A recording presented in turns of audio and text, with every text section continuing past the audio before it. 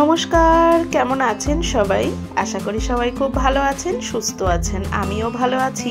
তো আজ চলে এসেছি আপনাদের কাছে একটা নতুন ব্লগ নিয়ে। আমার সংসারের একটা অন্যতম কাজের একটা ভিডিও নিয়ে চলে এসেছি।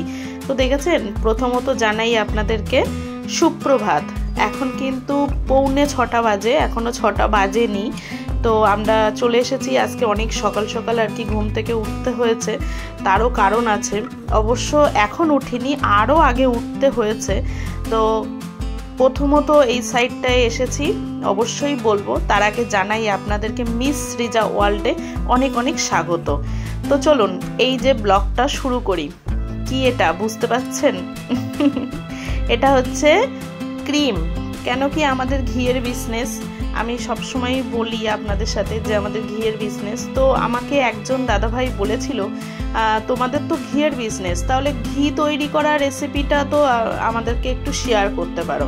তাই জন্য ভাবলাম যে হ্যাঁ, ঠিক কথাই তো। আমার সংসারের একটা অন্যতম কাজ, এটা আমারও করতে হয় আমার হাজব্যান্ডের সাথে সাথে। তো সেটা আর কি আপনাদের সাথে একটু শেয়ার করি। চলুন। প্রথমত এই যে ক্রিমটা কিন্তু এক কড়াই হয়ে গেছে। অ্যাকচুয়াল আজকে অনেক ভোরবেলা ওঠা হয়েছে, 2 কড়াই চলছে। মানে প্রত্যেক কড়াই পারপাস 20 কেজি করে জাল দেওয়া হয়। এটা 25 কেজির হচ্ছে যে কড়াই, তো 20 কেজি করে ক্রিম জাল দেওয়া হয়।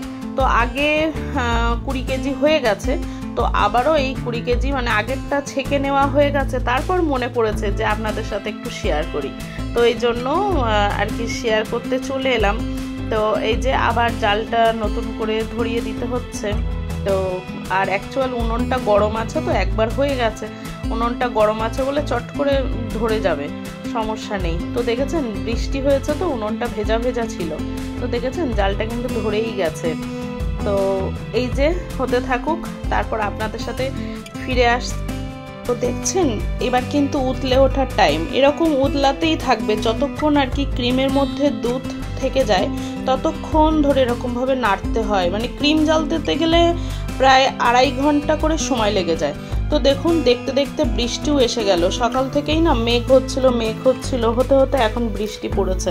তো এই বৃষ্টি হলে না একটু সমস্যা হয়। প্রথমত বাইরের দিকটায় তো খুব সমস্যা হয়ে যায়। তবে বৃষ্টিটা টিপ টিপ করে হচ্ছে, খুব জোরে হলে না প্রবলেম হয়ে যেত। তোর বাবাই হচ্ছে ছাতা মাথায় দিয়ে দাঁড়িয়ে দাঁড়িয়ে, এখনো তো ক্রিমটা প্রপার হয়নি না, তো এই জন্য ছাতা মাথায় দিয়ে আর কি ক্রিমটা তৈরি করছে। তো দেখেছেন এবার কিন্তু ক্রিমটা ঘন হয়ে এসেছে, এবার কিন্তু তেল ছাড়বে আস্তে আস্তে। মানে ক্রিমটা আর কি ঘিয়ে পরিণত হবে। দেখেছেন একদমই মানে গাঢ় হয়ে আসছে। তো এই সময়টা না কড়াইয়ে ধরে যায়, মানে লেগে যায় কড়ার গায়ে, খুব সমস্যা হয়। এই জন্য না আমি ভিডিও বলুন ফোন বলুন কাছে রাখতেই পারি না। তো এই যে ক্রিম থেকে তেলটা মানে ঘিটা ছেড়ে দিয়েছে, এবার শুধু মানে অটোমেটিকলি নাড়তে হয়। তো দেখেছেন বৃষ্টিটা থেমেও গেছে। তা এই যে হয়েও গেছে ক্রিমটা। এবার আমরা এটা নামিয়ে নেব, একটু লালচে হলেই নামিয়ে নেব। এই দেখুন লালচে হয়ে গেছে। ওর বাবাই আর আমি 2 জন মিলে নামিয়ে নিচ্ছি। কিন্তু দেখুন বৃষ্টি হয়েছে তো খুব স্লিপ হয়ে গেছে, খুব সাবধানে আর কি নামাতে হয়েছে। তো যাই হোক এবার কিন্তু বসে গেছি। এই যে প্রথমত বালতির মুখে একটা ধুতি দিয়েছি। এই ধুতিটা আগে একবার ছেঁকে নেওয়া হয়েছে, তো এই জন্য কালারটা মানে হয়ে গেছে, মানে ঘিয়ে ভিজে গেছে। তো এই যে এইভাবে আর কি 2 জন মিলে হাতে হাতে আমরা কাজটাও করি। কি করব বলুন, সংসারে থাকলে তো এইসব কাজকর্মগুলো করতেই হয় না। আর এই বিজনেসটা অ্যাকচুয়ালি আমার জন্যই ও করছে, ও করবে না বলেছিল, বাট আমি বলেছিলাম বলেই আর কি শুরু করেছিল। তো সেখানে যদি আমি ওর হাতে হাতে না করে দিই তাহলে কি ভালো লাগবে ব্যাপারটা? তো যাই হোক এই যে কড়াইটা দেখছেন, কড়াইয়ের মধ্যে করে এটা নিয়ে চলে যাবে। দেখেছেন এই যে চলে এসেছি। আগে আমরা যখন প্রথম ঘিয়ের বিজনেস শুরু করি তখন কিন্তু আমরা লাঠি দিয়ে চাপ দিতাম, কিন্তু এখন ঈশ্বরের কৃপায় ঘিয়ের বিজনেসের উপরে ডিপেন্ড করছে। এই যে একটু বেশি পরিমাণে হয়ে যায়, তখন তো লাঠি দিয়ে চাপ দিলে কি হয় জানেন, মানে শরীরে একটা কষ্ট হয়। তো আর সব থেকে বড় কথা, চাপ দিয়ে অতটা বারও হয় না। লাঠির চাপে কি আর অতটা ঘি বার হয়? কিন্তু এই যে দেখে তো এইভাবে মেশিনে চাপ দিলে অনেকটা ঘি মানে একদম পুরো পিওর বেরিয়ে আসে। মানে আর যখন প্রথম ক্রিম জাল দিই, যখন প্রথম ব্যবসা শুরু করি, তখন আমরা লাঠি দিয়ে চাপ দিতাম, কিন্তু লাঠি দিয়ে চাপ দিলে কি হয়, চাচিতে ঘি থেকে যেত, ঘিটা না পিওরভাবে বেরিয়ে আসে না। এখানে দেখেছেন চাপ পড়ছে একটা প্রেসারে, ঘিটা কিন্তু একদম পুরো সুন্দরভাবে বেরিয়ে আসে।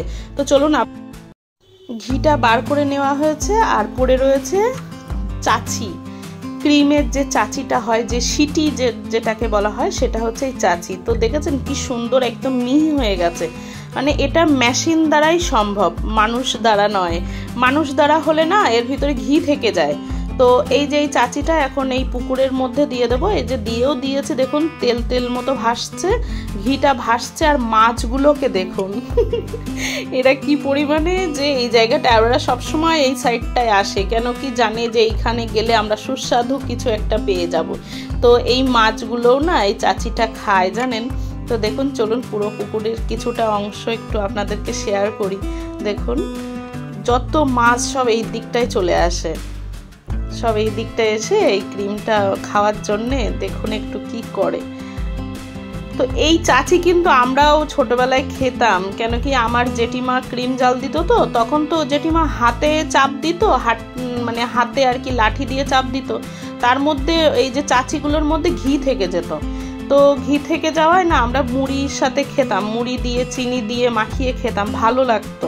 এখন অবশ্য বাড়িতে হয় এবং মেশিনে চাপ দেওয়া সিটি হয়ে যায়, এটা আর এখন খাওয়ার মতো কিছু থাকে না। তো চলুন রান্নাঘরে যাই, এবার চলেও এসেছি, এবার একটু চা খেতে হবে, আর পারা যাচ্ছে না, অনেক সকাল সকালে উঠেছি। এবার একটু ব্রাশ ট্রাশ করে ফ্রেশ হয়ে এবার একটু বসে চা খাবো। চাটা হয়ে গেছে, তো এই যে চায়ের বাটিটা আমি এটা জলে ভিজিয়ে নিয়ে চাটা ছেঁকে নেব। ছেঁকে নিয়ে কিন্তু যদি রৌদ্র হোক না হোক আমি এটা শুকাতে দেব। এটা হচ্ছে ফুল গাছের গোড়ায় আমি দিয়ে থাকি, আপনারা অবশ্যই জানেন ফুল গাছের গোড়ায় বা কোনো গাছের গোড়ায় দিলে অনেকটা গ্রোথ বাড়ে। এদিকে মিস্ত্রি দাদা ভাইরাও এসে গেছে, ওনাদের চা দিয়ে দিয়েছি। আর এবার ওর বাবাইকে বললাম চলো এসো একটু চাটা খেয়ে নিই, ও ক্রিম জল দিয়ে ওইদিকে চলে এসেছিল। তো যাই হোক, যদি ব্লগটা ভালো লেগে থাকে তাহলে প্লিজ সবাই একটু লাইক কমেন্টের সাহায্যে আমাকে পাশে থাকবেন। তো সবাই তাহলে ভালো থাকুন, সুস্থ থাকুন, আবারও দেখা হচ্ছে নেক্সট একটা ব্লগে। যদি ব্লগটা নতুন কেউ দেখে থাকেন তাহলে প্লিজ একটা সাবস্ক্রাইব করে পাশে থাকার চেষ্টা করবেন। সবাই ভালো থাকুন, সুস্থ থাকুন, টাটা।